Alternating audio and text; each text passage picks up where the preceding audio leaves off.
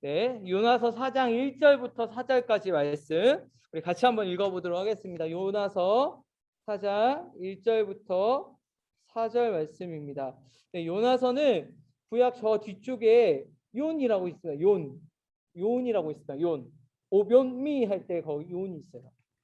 그래서 요나서 4장 1절부터 4절까지 짧으니까 우리 같이 한번 읽어보도록 하겠습니다. 시작.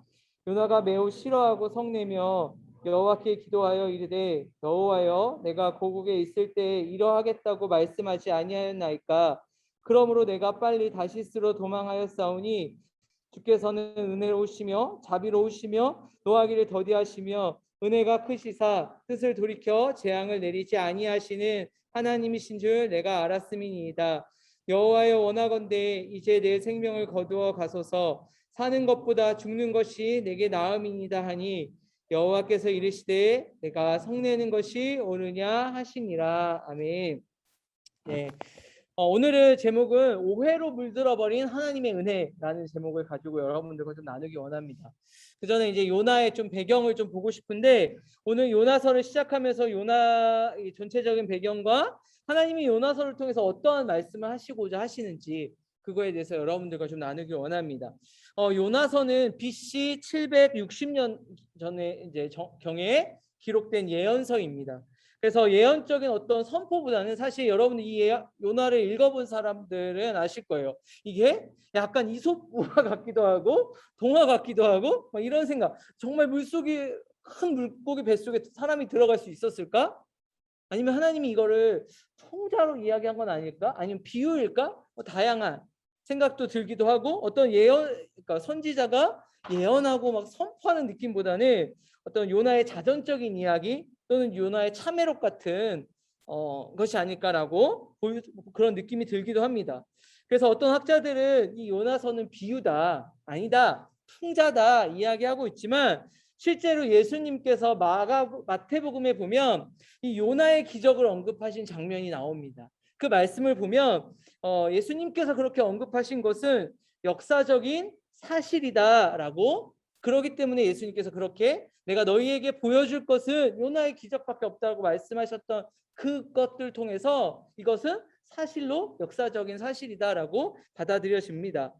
그리고 요나 이야기는 하나님의 뜻을 좀 거부하고 반대하고 자신의 고집을 버리지 못한 그런 사람의 모습을 그리고 있어요. 그래서 선지자 요나는 이방 도시 니느웨에 가서 그들을 회개시키라는 하나님의 명령에 순종하지 않고 따르지 않는 모습이 기록되어져 있습니다. 이 니느웨라는 곳이 어떤 곳이냐? 역사적으로 이스라엘을 괴롭혀온 아수르라는 나라. 여러분 아수르라는 나라 한 번씩 들어봤죠? 이 아수르라는 나라의 주요 도시 중에 하나였어요. 그래서 이 아수르가 굉장히 잔인한 민족 중에 하나인데 요나가 활동했던 이 BC 8세기 경에는 수도로 지정되었을 만큼 굉장히 번성한 도시였어요. 그래서 이렇게 내성벽과 외성벽이 있는데 이 성벽 안이 어마어마하게 넓어 이 성벽 자체만으로도 넓어서 4대의 마차가 지나갈 수 있을 정도로 굉장히 큰 이 성벽이 있을 정도로 굉장히 발달한 도시였다고 합니다. 이스라엘 민족에게 이렇게 이스라엘 원수와 다름없었던 이 아수르의 수도를 멸망 전에 하나님께서 구원하라라는 하나님의 명령에 요나의 마음이 내키지가 않았어요. 하나님을 알지 못하고 곧 어쩌면 이 아수르에 의해서 언제 멸망당할지도 모르는 위협을 누구냐면 이 이스라엘 백성들은 그런 위기 속에서 놓여져 있는 상황이었기 때문에 그들이 차라리 멸망하는 게 낫지 하나님이 지금 그들을 멸망시킨다는 그 메시지를 통해서 그들을 구원한다라는 건 이 요나의 상식선에서 또는 이스라엘 백성의 상식선에서는 썩 내키지 않는 명령이었던 것입니다. 때문에 이런 요나는 이방인을 향해서 나가는 최초의 선지자였음에도 불구하고 그 당시에 이스라엘이 가지고 있었던 선민 사상에 갇혀서 이스라엘의 교만과 또는 태만함, 그러니까 배타성 이런 것들을 보여주는 굉장히 상징적인 인물로 그려지고 있습니다. 이런 관점에서 하나님께서는 이런 편협한 민족주의, 여러분 민족주의라는 말 들어봤죠?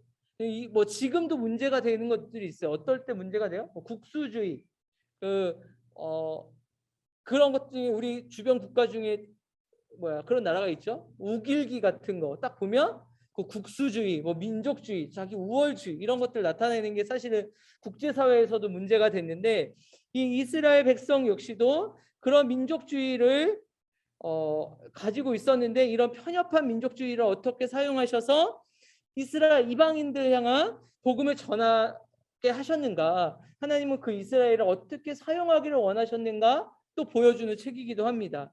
그리고 결국은 하나님의 강권하심으로 억지로 마지못해 니느웨로 가서 이방인들에게 복음을 전하고, 마지막에 구약에서 내용이 구약에서 어떤 복음이 이스라엘에만 그치는 것이 아니라 결국은 열방을 향해서 가고자 하는 하나님의 복음의 그 역사하심을 아주 굉장히 깊이 있게 드러낸 책이다라고 요나서를 좀 보고 있습니다. 그래서 사실은 신약 성경에 와서 하나님께서 바울에게 또는 베드로에게 말씀하셔서 그제서야 이방인들 향해서 복음이 흘러갔다라고 생각할 수도 있겠지만, 하나님은 이스라엘 백성을 부르시면서 그들의 본래의 목적이 그들의 구원뿐만 아니라 그들이 복이 되어서 열방을 향해서 나가기를 이미 시작부터 원하고 계셨고, 구약 성경에도 그런 사건들이 이렇게 기록이 되어져 있다는 것입니다. 당시 함께 활동했던 선지자가 또 여러 명이 있는데, 그 중에 하나가 오바댜입니다. 오바댜. 여러분들 그 성경 말씀이 있는데, 이 오바댜와 좀 비교해 보면, 이 오바댜는 하나님의 주권을 대적하는 자는 반드시 죽는다라는 말씀에 이 포인트를 가지고 기록이 되어져 있어요. 그런데 반대로 이 요나서의 주제는 또 뭐냐면, 그럼에도 불구하고 하나님께 주권이 있기 때문에 하나님을 대적하는 자는 반드시 죽지만, 그런다 할지라도 하나님께 회개하고 하나님께 용서를 구하면 하나님은 얼마든지 그들을 구원하실 수 있는 절대적인 주권자이시다라는 내용들을 또 기록을 하고 있어요. 그래서 동시대에 같이 활동한 이 두 선지자의 이 기록물을 보면서, 그러니까 선지서를 보면서 이 두 가지를 다 보완하고 있다라는 것들을 여러분들도 성경을 읽으면서 좀 기억해 둘 부분이라고 생각이 듭니다. 그러므로 이 하나님의 자녀, 또 성도는 하나님의 절대적인 주권, 또 은혜를 인정해야 되고, 그 뜻을, 하나님의 뜻이 어떠한 것인지 간에 순종하고 따라야 됨을 또 나타내고 이렇게 말해주고 있습니다. 어떨 때는 하나님을 대적하는 자는 반드시 죽어야 된다, 맞는 말이죠. 또 그럼에도 불구하고 그런 어떠한 죄를 진다 해도 하나님 앞에 다시 회개하고 순종하고 돌아오면 용서해 주신다. 이 두 가지가 하나님의 주권 안에 있다는, 그거 우리가 다 그 하나님의 어떤 계획들을 다 헤아릴 수는 없지만, 우리가 어느 때든지 간에 이 하나님의 말씀에 기억하고 또 주권에 인정하며 나가는 것이 필요하다라는 것입니다. 우리가 오늘 읽었던 4장 2절의 말씀에 보면, 이 요나는 여호와께서 기도하여 이르되 여호와여, 내가 고국에 있을 때에 이러하겠다 말씀하지 아니하였나이까. 내가 빨리 다시스로 도망하여 싸우면 주께서 은혜로우시고 자비로우시고 노하기를 더디하시며 인애가 크시사 뜻을 돌이켜 재앙을 내리지 아니하시는 하나님이신 줄 내가 알았나이다 라는 이 요나의 고백이 있어요. 이 니느웨를, 그러니까 요나가 이 니느웨를 가라는 하나님의 명령을 피해서 어디로 갔습니까? 다시스를 갔어요. 그러면서 다시스로 간 이유가 무엇인지 2절에 기억이 되어 있는데, 뭐라고 기록이 되어 있어요? 하나님은 어떤 분이세요? 은혜로우시고 자비로우시고 노하기를 더디하시고, 그리고 인애가 크사 그 뜻을 돌이키지 않는 하나님이신 줄 내가 알았다. 그러니까 요나가 하나님에 대해서 몰랐던 게 아니에요. 너무나 잘 알고 있었습니다.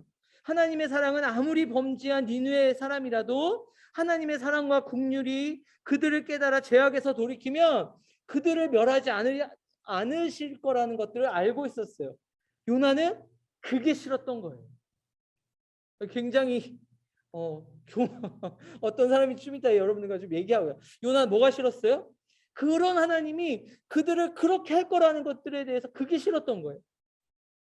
그리고 그럼에도 불구하고 그리고 또 한번 이 요나는 그런 하나님께서 나를 구원해 주셨다는 사실도 사실 알고 있었어요. 자, 다시요. 하나님은 노하기를 더디하시고 노하기를 더디하시고 자비로우시고 설령 죄를 지었다 한들 하나님 앞에 죄를 고백하면 용서해 주시는 그런 은혜가 크신 하나님이라는 걸 알고 있었어요. 요나도. 그리고 자기도 그런 은혜에 구원받았다는 사실도 알고 있었어요. 그런데 동일하게 이 니느웨 백성들도 돌이키면 하나님이 용서해 줄 거라는 걸 알았기 때문에 그게 싫었던 거예요. 그래서 니느웨로 가지 않고 다시스로 도망을 가버리게 되죠. 그런 하나님이 나에게 베푸시는 은혜는 너무나 좋아요.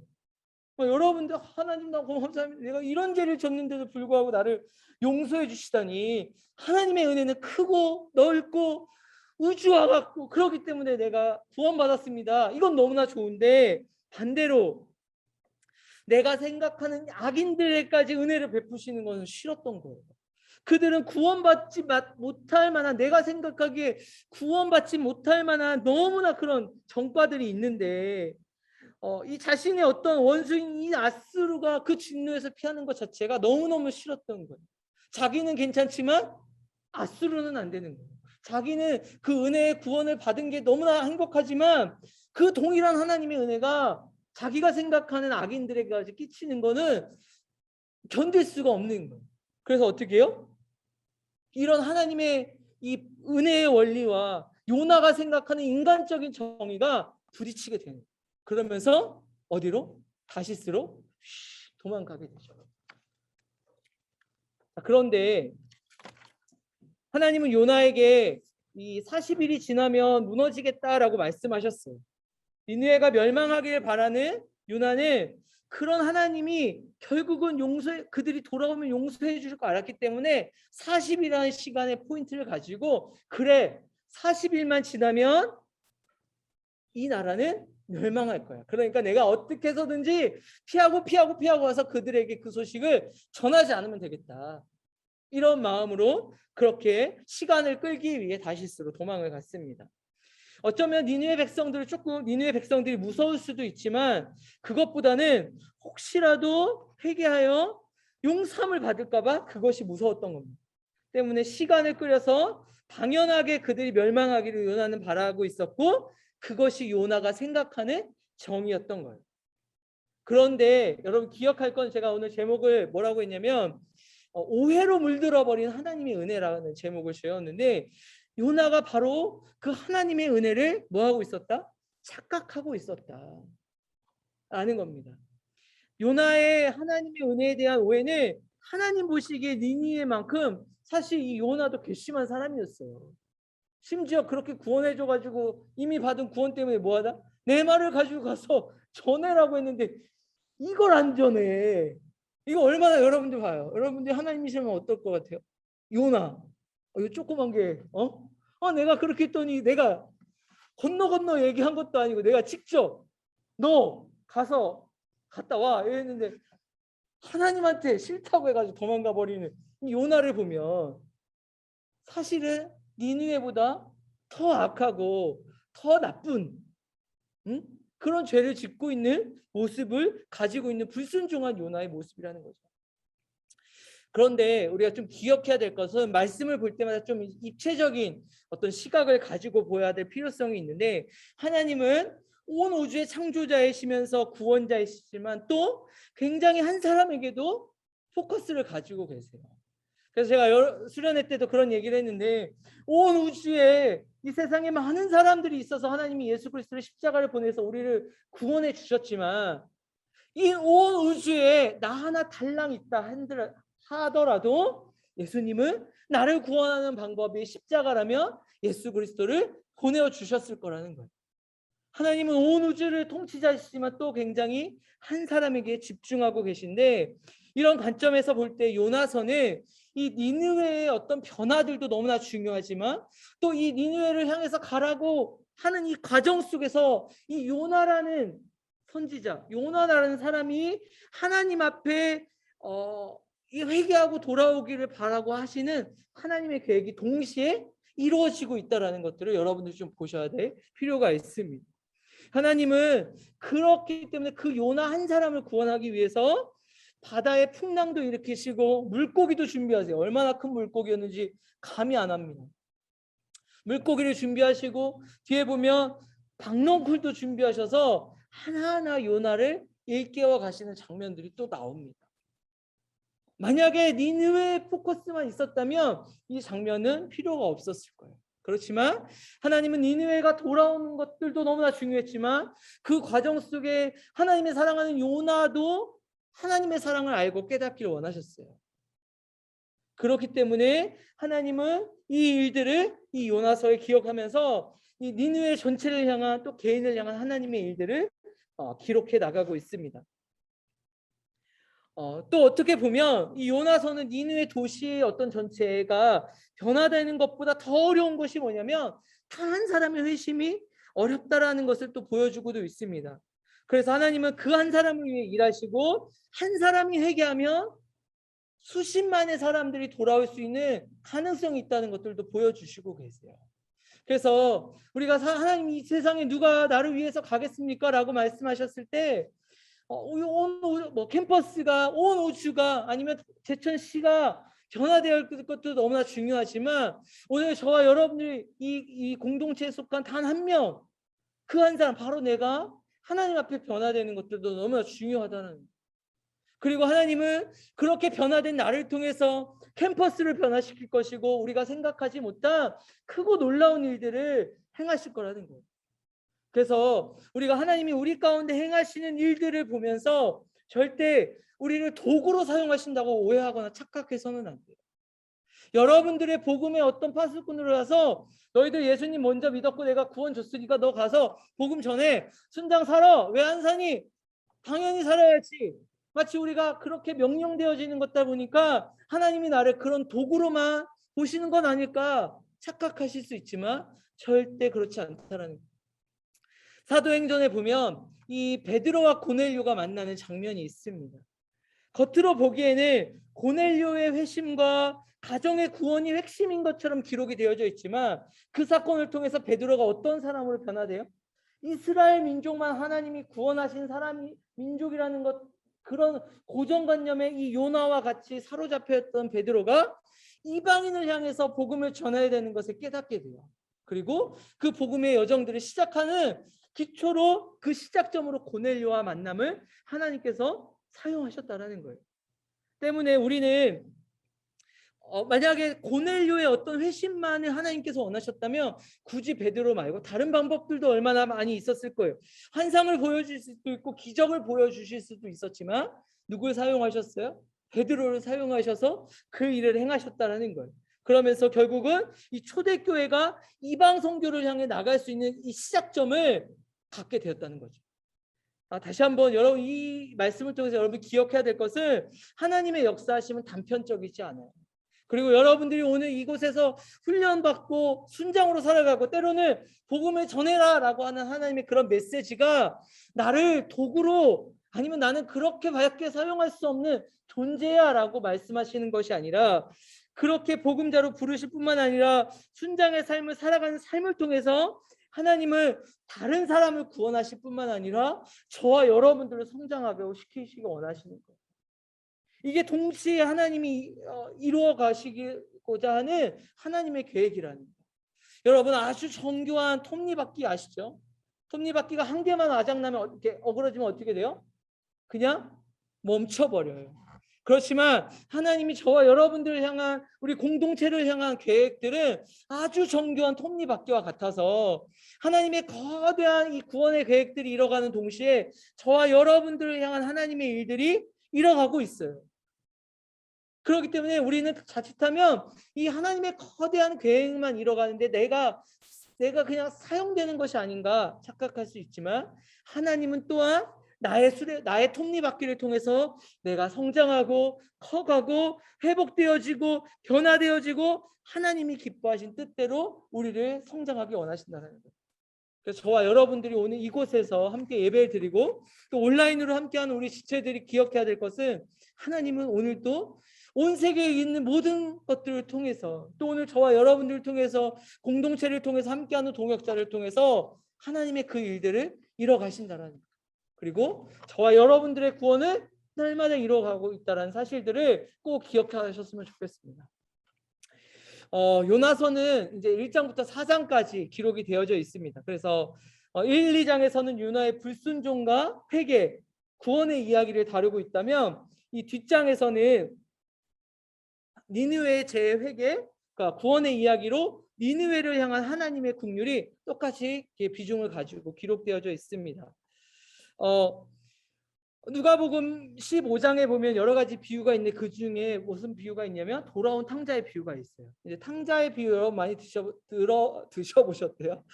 들어보셨을 텐데 그 중에 탕자의 이야기를 듣다 보면 맨 뒤쪽에 누가 나오냐면 큰 형이 나와요. 큰 아들이 나옵니다. 큰 아들이 어떤 아들이에요? 여전히 아버지 옆에서 수고하고 애썼지만 자기를 위해서 소 한 마리 잡아주지 않았다, 염소 한 마리 주지 않았다 서운해하면서 아버지와 함께 누리는 은혜를 알지 못하는 그런 형이 나오죠. 또 그 매 시간마다 그 일꾼들을 뽑아가는 비유가 또 포도원 일꾼 비유가 있습니다. 아침에 한번 뽑고 데려가고 점심에 저녁에 오후 다 돼쯤에 데려가고 거의 일 끝날 쯤에 데려가서 포도원 일꾼을 삼았어요. 근데 마지막 정산할 때 어떻게 돼요? 9시에 들어온 사람이나 5시 55분에 들어온 사람이랑 똑같이 페이를 주는 걸 보면서 9시에 들어온 사람이 어떻게 해요? 썽이 났어요. 5시 5시 55분에 10만 원을 준 걸 보니까 난 오늘 100만 원 값이구나. 9시 사람이 이렇게 막 들떠 있었는데 돈을 주는 거 보니까 나도 10만 원인 거예요. 그거에 화가 나가지고 이제 이 포도원 주인장에게 따지는 모습이 나옵니다. 그런데 이런 비유들과 오늘 이 요나의 말씀과 좀 일맥상통한 것이 있는데 그 뭐냐면 하나님의 은혜의 보편성을 우리가 잘 헤아리지 못하고 있다는 거예요. 우리는 여전히 우리의 정의로 우리의 기준으로 하나님이 구원한 거 하나님의 은혜에 대해서 자꾸 판단하는 경우가 있는데 이런 자기중심적인 어떤 이 정의에 대해서 하나님의 진노로 표현하고 있는데 뭐라고 했냐면 우리 1장에 요나가 매우 싫어하고 서운했다라고 했어요. 그러니까 하나님의 어떤 이런 보편적인 은혜에 대해서 썽을 내고 있어요. 당신은 틀렸습니다. 나는 내가 생각하는 거 맞았습니다. 당신은 틀렸습니다. 하나님 앞에 이렇게 성을 내고 있어요. 그러면서 하나님께서 명하신 일 때문에 이 선지자로서의 본분은 잊어버리고 하나님께 원망을 틀어내고 결국에 하지 말아야 될 말까지 이렇게 쏟아내요. 3절에 보니까 뭐래요? 차라리 내가 뭐라고 하고 있어요?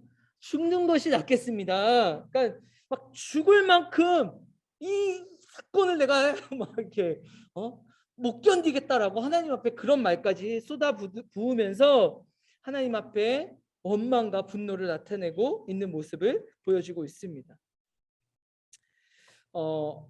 그런데 우리가 좀 기억해야 될 것들 두 가지가 기억해야 될 것이 있는데 세상 사람들이 정말 세상 사람들도 뿐만 아니라 우리 기독교인들도 이미 신앙을 갖고 있는 사람들도 이 하나님의 사랑에 대해서 오해하는 경우들이 많아요. 그러니까 여러분들을 잘 모를 거예요. 혹시 여러분 밀양이라는 영화 혹시 보셨나요? 박찬욱 감독의 옛날에 아주 오래전에 나왔어요. 그러니까 여러분들은 세대가 아닐 수도 있을 거예요. 그렇죠? 거기 어떤 내용이냐면 대략적인 이런 영화, 그게 좀 이슈가 됐었어요. 한동안 어떤 거냐면 아들이 유괴를 당했어요. 유괴를 당해가지고 결국은 죽게 됐어요.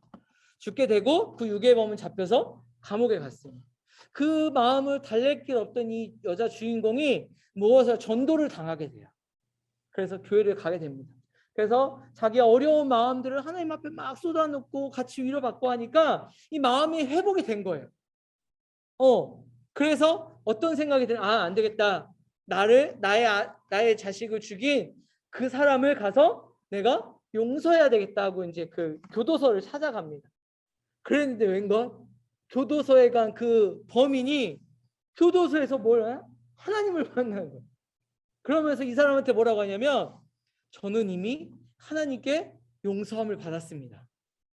이러니까 이 용서를 해주러 갔던 이 여자 주인공이 화가 난 거예요.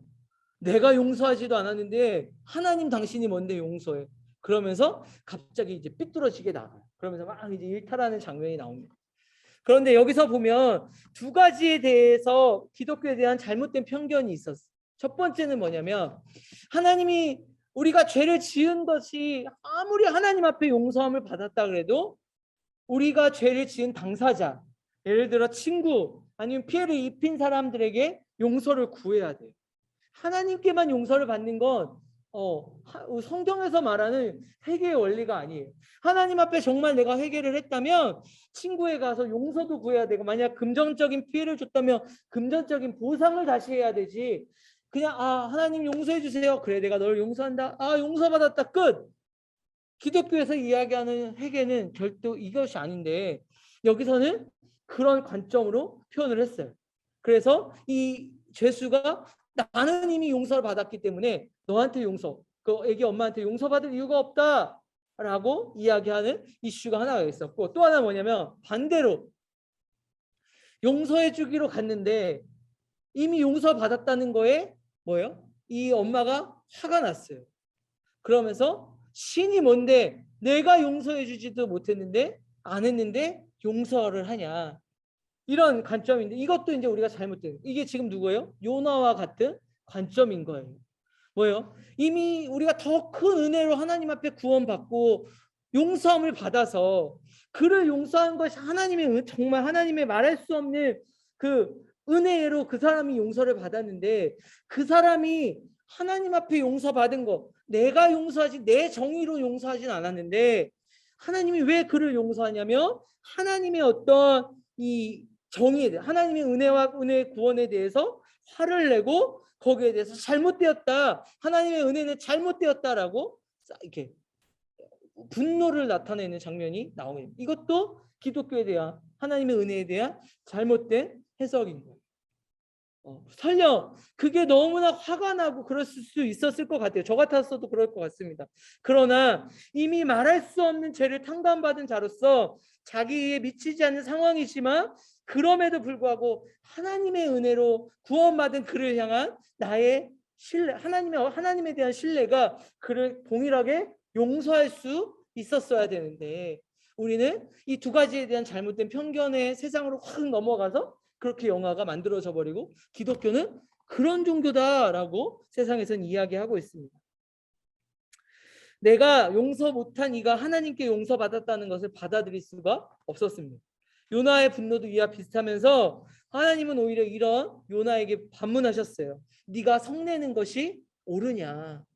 네가 성내는 것이 옳으냐라고 말씀하고 있어요. 요나의 모습은 오늘 은혜의 자리에서 시작해서 하나님의 은혜를 받은 사람인데 그럼에도 불구하고 이 하나님께 받은 은혜가 스스로의 공로가 되어져서 나는 이제 하나님 앞에 은혜 받을 만한 사람이다. 그래, 하나님이 나 정도 되니까 사랑하신 거지. 나 이 정도 살면 십자가 그거 받을 만해. 다른 사람은 모르겠지만 나는 받을 만해. 스스로 조금씩 신앙생활을 하면서 이런 자기 이에 도취되어져 버린 사람들이 있습니다.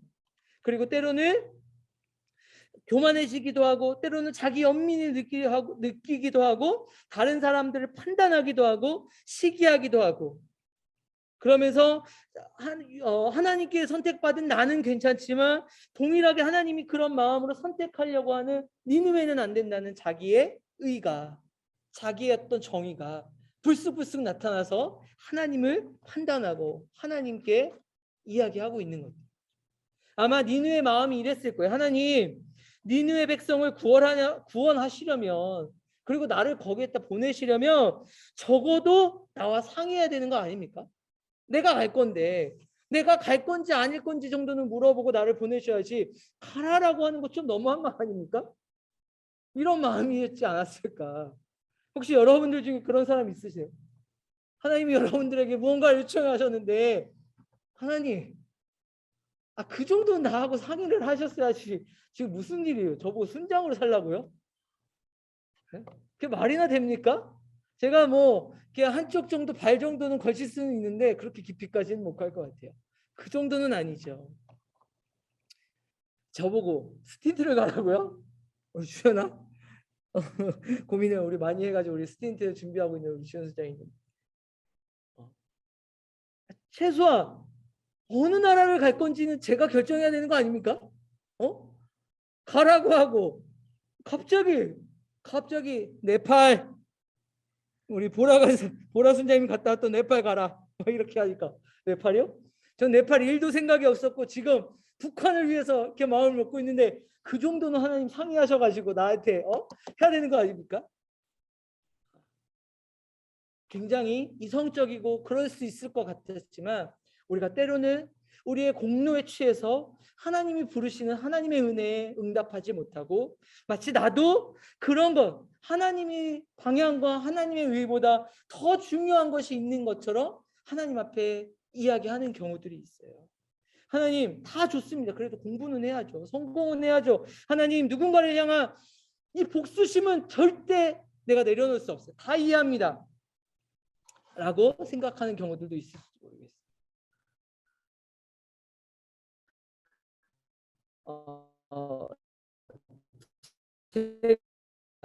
사실은 까지 신학을 하려고 생각을 했었어요. 어렸을 때부터 꿈이 한 가지밖에 없었어요. 시험도 다 보고 준비도 했었어요. 그런데 어떤 일이 있었냐면 저희 부모님이 이제 이혼을 하셨어요. 저희 아버지가 갑자기 이렇게 막 이렇게 우리 엄마 있는데 딴 사람이 좋다고 이제 가셨어요. 그러면서 제 안에 어떤 생각이 들었냐면 하나님 좋습니다. 내가 하나님을 너무나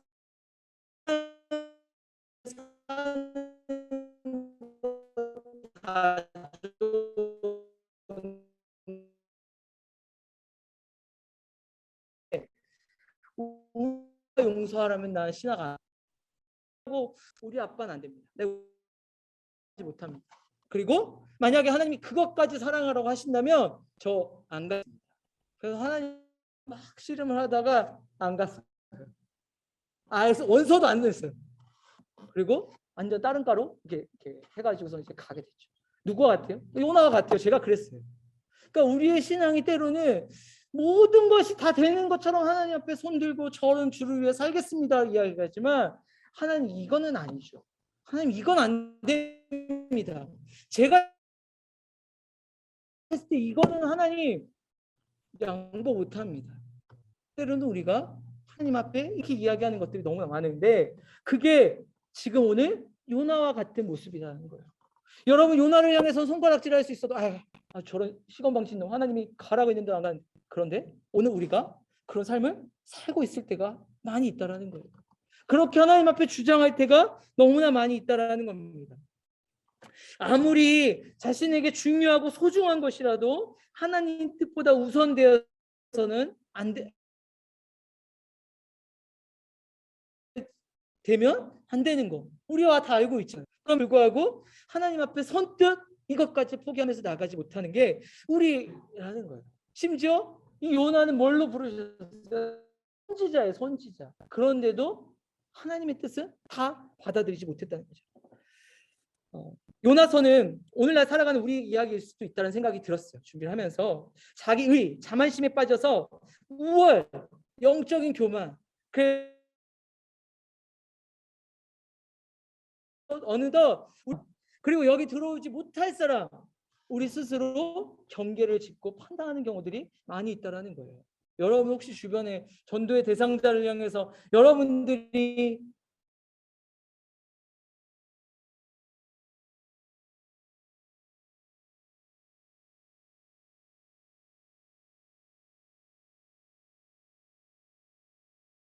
한계치고 있는 것도 있지 않습니까? 아니면 하나님 변화시킬 것에 이미 하정되고 저 사람 절대 변할 거야. 상에 빠져서 나는 되고 그는 안 된다는 생각에 전도의 대상자마저 우리가 때로는 선별하고 있지는 않은지 이게 우리의 모습이다라는 것들을 우리가 좀 보게 되는 것 같습니다. 요나서는 좀 기적 같은 이야기들이죠. 그러니까 죽기부터 싫었는데 정말 가장 짧은 말로 이 말 한마디 했는데 다 회개했어. 이것도 놀라운 일이야. 그리고 막 물고기 뱃속에 들어간 것도 놀라운 일, 딱 뱉었는데 고라진 것도 놀라운 일, 굉장히 기적 같은 이야기입니다. 그러나 여기서 이제 이야기하고 있는 건 구원은 누구께 속해 있어요? 하나님께 속해 있다. 우리의 구원의 주권은 하나님께 있다라는 거죠. 그리고 하나님은 어떠한 경우 또 누구를 통해서도 일하시고 가장 잔인했다라고 했던 그 당시에 아수르도 하나님께서 회개시킬 수 있었습니다. 이미 말할 수 없는 구원받은 자들이 은혜로 구원받은 자들이라는 사실들을 저와 여러분들이 잊지 않았으면 좋겠습니다. 하나님은 우리를 사랑하시고 존중하시고 자녀처럼 친구처럼 우리와 늘 함께 하세요. 때문에 우리의 인생을 우리와 함께 우리에게 자유를 주시며 우리와 함께 걸어가시는 분이에요. 그런데 우리가 착각하지 말아야 될 것도 있어요. 그래서 내가 하나님과 동등하구나. 그래서 하나님께 내가 이 정도의 의견은 어필해서 내 의를 나타낼 수 있구나. 오해해서는 안 된다라는 거죠. 하나님의 선물을 권리처럼 누려서는 안 돼요. 적당한 예는 아니지만 우리 김준현 순장님이 모토가 있어요. 여러분 혹시 아시나요? 뭐죠? 선의가 베풀어지면 권리인 줄 안다. 뭐 이런 게 있어요. 뭐 저 듣고서 깜짝 놀랐는데 그런 게 있어요. 그러니까 그런 게 막혀. 그러니까 우리가 때로는 제가 이거 준비하면서 그게 갑자기 생각이 나더라고요. 그러니까 우리가 하나님이 우리에게 주시고 너무나 누리면서 살아가야 돼요. 이게 사실 조금 어려워요. 어느 정도 누리고 어느 정도를 이 균형을 감각을 가져야 되는지 조금 복잡할 수 있지만 주어진 은혜를 못 누려서 어리석은 자가 돼서도 안 돼야 되겠고 또 반대로 너무 우월주의와 공로주의가 되어서 나에게 받은 은혜를 너무 당연하게 여기고 오히려 그렇지 못한 사람들을 향한 교만의 눈으로 바라보는 이런 사람이 되어서도 안 됩니다. 그래서 이미 우리에게 받은 하나님의 사랑과 은혜를 누리되 늘 겸손함으로 또 나에게 부르시는 그 부르심 앞에 순종함으로 감사함으로 살아가는 저와 여러분들이 삶이 되기를 소망합니다. 네, 제가 첫날에 조금 오버를 했네요. 시간도 많이 지나고. 자, 몇 주간 이제 여러분들과 좀 함께 이 말씀을 계속 나누면서 요나서를 좀 보길 원합니다. 그래서 요나를 통해서 하나님께서 이야기하시는 것들이 어떤 것들인지 나누는 시간들 됐으면 좋겠습니다. 오늘 마침으로 같이 좀 찬양하고 마쳤으면 좋겠는데